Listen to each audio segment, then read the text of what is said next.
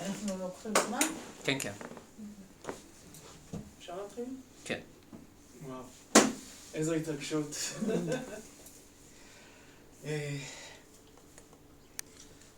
לוח מאחוריי כתובות שתי נקודות שכל כך ריגשו אותי לקרוא אותן, שפשוט הרגשתי צורך לקפוץ ולהיות הראשון שמדבר.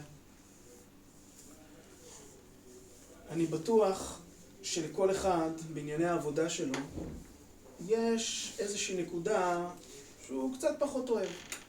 כולנו טובים במה שאנחנו עושים, כולנו עוסקים בזה הרבה מאוד זמן, אבל אני בטוח שלכל אחד ואחד יש את אותו רגע שהוא עומד או יושב במשרד מול המחשב או מול האנשים, אומר לעצמו, מה אני עושה פה?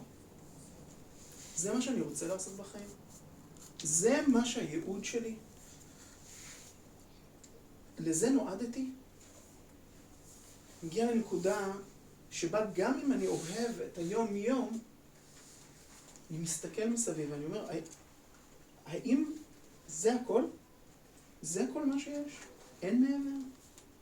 יכול להיות מוצלח, יכול להיות מנהל גדול, אבל יש לפעמים את ההרגשה שזה לא זה. מכירים את ההרגשה שזה לא בדיוק זה? זה לא בדיוק מה שאני רוצה.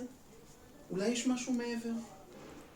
אני משוכנע שכל אחד ואחד כנראה רוצה להתעסק יום שלם בדבר שהוא המושלם עבור, שהוא הנהדר, שמהבוקר עד הערב, מהרגע שאני מתחיל לעבוד ועד הרגע שאני מפסיק, אני כולי בהרגשה שזה הדבר שנועדתי לעשות. כל אחד מעוניין שאת היום-יום שלו ימלא הייעוד שלו. זאת אומרת, אני מרגיש שהיום אני בדרך לשם, ואני מאוד אשמח לספר לכם איך עשיתי את זה.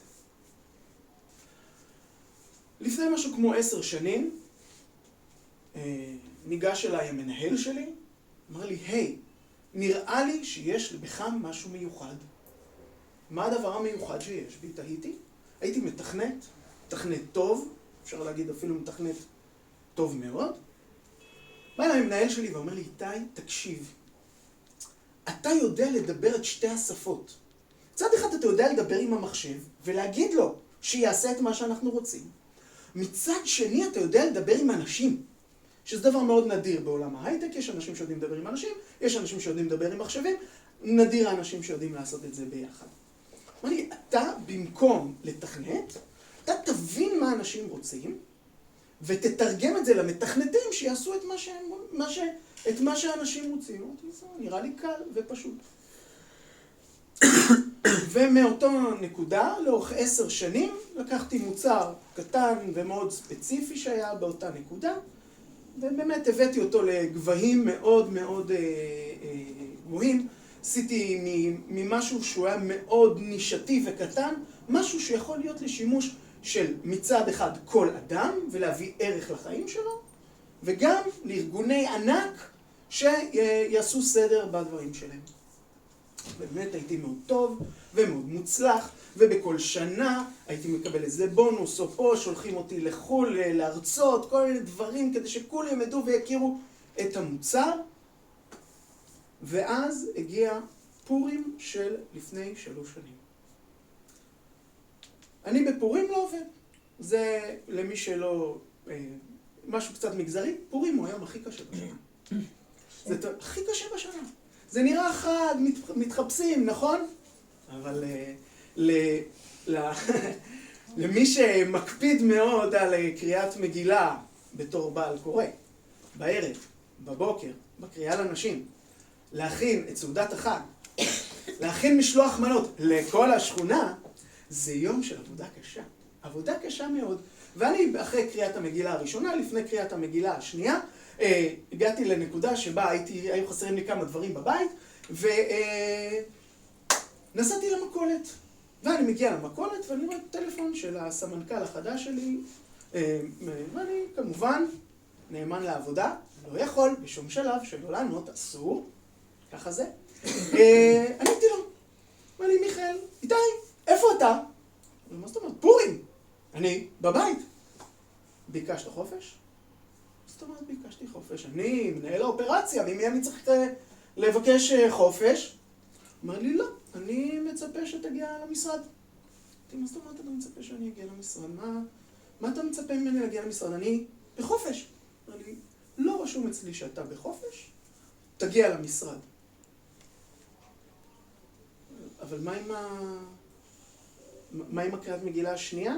ומה עם ה-20,000 משלוחי מנות שצריך לחלק? ואת הסעודת פורים שכל המשפחה אמורה להגיע? איפה אני, במחויבות שלי לעבודה מול המחויבות שלי לעצמי, למשפחה שלי, לחיים שלי? ושאלתי את עצמי את השאלה הזאת באופן אמיתי. ב10 שנים לא היה לי יום חופש.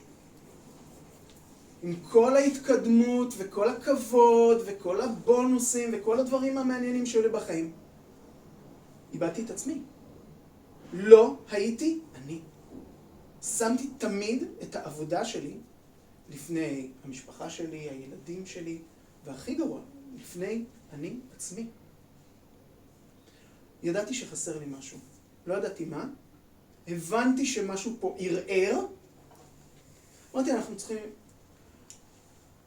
מה אני אעשה כדי לא לשבור את הכלים?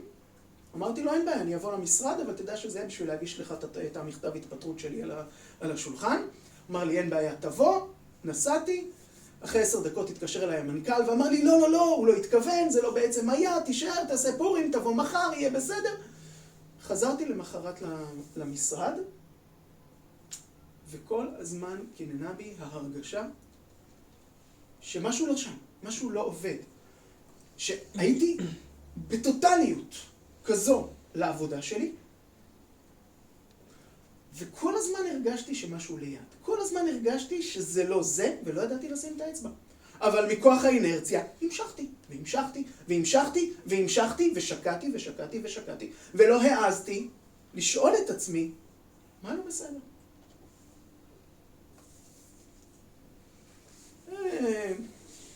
עם הזמן פגשתי מישהי נפלאה, נהדרת, מעולה, ושלא ידעתי שיש לה איזשהו קשר לעולם ה-NLP, והיא מדי פעם טפטפה לי, טפטופים, על כל מיני מילים מוזרות. לא, אתה יודע, האנרגיה זורמת לאן שתשומת הלב. לא, המפה אינה השטח. אני לא בדיוק הבנתי מה היא אומרת לי, אבל איפשהו הדברים חלחלו ושקעו, וכשסיפרתי לה את הסיפור הזה, היא אמרה, מה זאת אומרת, אפשרי בעולם, אפשרי עבורי, אתה יכול לקום וללכת? זאת אומרת, אפשרי בעולם, אפשרי עבורי, לא הבנתי, אבל כל פעם שהיא שלחה לי איזה זץ כזה, משהו בתוכי תסס, משהו בתוכי זז, משהו בתוכי התעדכן. הלא מודע שלי קלט דברים שאני לא הבנתי. היום אני יודע לסדר את זה, ולהגיד שבאותן נקודות נטעו בי האמונות שהביאו אותי לכאן ללמוד, להתחיל, אבל הדבר החשוב ביותר בעיניי זה הדבר שנתן לי את האומץ לקום ולעשות שינוי בחיים שלי. כל פעם שהיא טפטפה לי טפטוף כזה, זה היה, אוקיי, טוב, העולם הרוחני שלה והדברים שהיא מדברת איתם, אתה יכול יותר, אוקיי, מה, אבל לאן זה מוביל? ואז יום אחד היא אמרה לי, אתה כל הזמן אומר שלא טוב לך, אבל אתה לא עושה שום דבר כדי לשנות את המציאות שלך. תראה, מה, אבל אני אומר, אני מדבר, אני חושב, אני הוגה, כן, אבל מה אתה עושה? היא אמרה לי אז את האמירה שאיינשטיין, כל אחד, אם אתה ממשיך, שיגעון הוא לעשות את אותו דבר, ולצפות לקבל תוצאות שונות. אמרתי לה, כן, אבל מה אם אני אכשל? ואז היא אמרה לי את המשפט הנוראי, שאין כישלון, יש רק למידה. אמרתי לה, מה זה אומר? אמר לי, בוא, שב, אני צריכה להסביר לך. באותם ימים הבנתי, בזכותה, שהדבר שהכי מפחיד אותי בעולם הוא להצליח. כל הכבוד. כן, עזבתי את העבודה שלי, הייתי עצמאי והכל וזה. שבת כסר, עכשיו... לא, כמה זה? 10 דקות. אגב, זה אחר לגמרי ממה שחשבתי להגיד. ב100%. מה? אחר ממה שחשבתי? משהו אחר לגמרי ממה שתכננתי להגיד. עוד יותר טוב. איתי, וואו, אני צריכה מחברת הרבה יותר, נראה לי עבה כדי באמת שהקצרה יראה מלהכיל. ראשית, ראיתי שנכנסת לצ'יבול ככה בתחילת ההרצאה, לקחת לך את השנייה, נכנסת לזון שלך. היכולת שלך להיות נוכח ברגע ובאמת לעצור את העולם היא מורגשת. כלומר, היום ההרצאה הייתה 10 דקות וזה הורגש ממש בכל דקה, אני חושבת, מההרצאה, הקוהרנטיות שלך, השימוש הנכון בטונציה,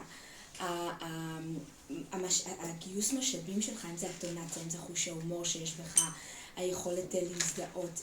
הרגשתי שאתה מדבר מהבטן, זה ממש היה ניכר, שמתי לב לזה, וכשאתה מדבר ואתה מדבר מהבטן, מאמינים לך. כלומר, יכולתי להזדהות ולהבין את הסיפור. ראו את זה גם בפיזיולוגיה, בין אם זה שככה הראית איך שהבוס שלך מדבר, ואת ההתלהבות של אותה גברת שסיפרה לך את השינויים, העברת אותנו דרך המון סטייטים, דרך הפיזיולוגיה שלך, וזה עזר ממש להתפתח איתך ועם הסיפור.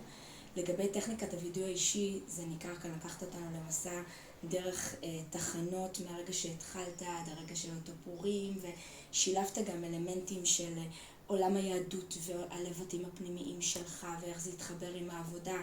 כלומר, אפשר היה להבין במה עבדת, מה חשבת, חיברת אותנו להמון סטייטים. אני חושבת שבמקום של באמת ראייה פריפריאלית ככה באמת הקפדת, ואני חושבת שאם באמת תשים לב ככה שאתה אולי עובר בצורה שטיפה יותר איטית במעברים, זה ככה יכול באמת להעצים את